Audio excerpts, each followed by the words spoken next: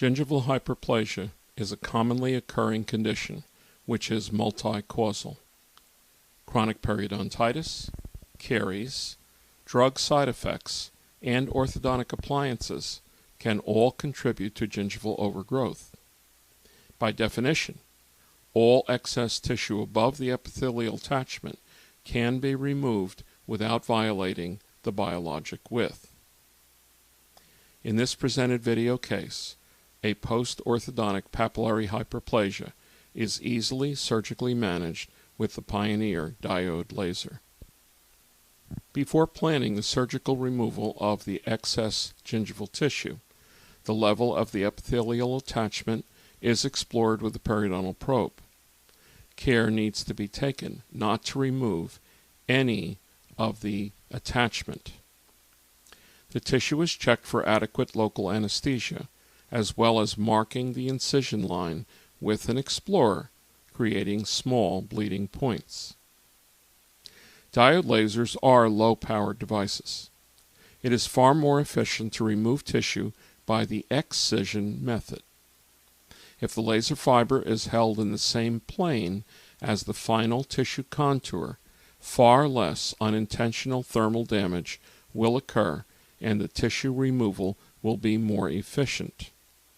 Once the bulk of excess tissue is removed, the incision line is beveled into the adjacent attached gingiva. The time used for this part of the procedure should be minimized, as perpendicular lasing of pre-treated tissue will lead to unnecessary tissue charring. In the second surgical site, a larger amount of tissue will need to be removed. It is interesting to note how the diode laser coagulates simultaneously with cutting.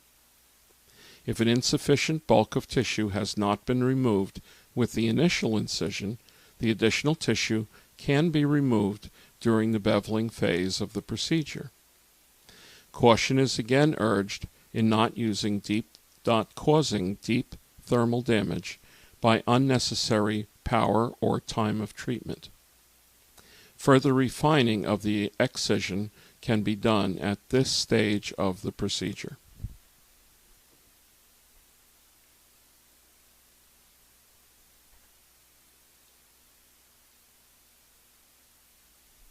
The blackened tissue tags may be removed using a liquid such as hydrogen peroxide 3% or water and gently scrubbing the lased area so the immediate post-operative appearance is improved aesthetically.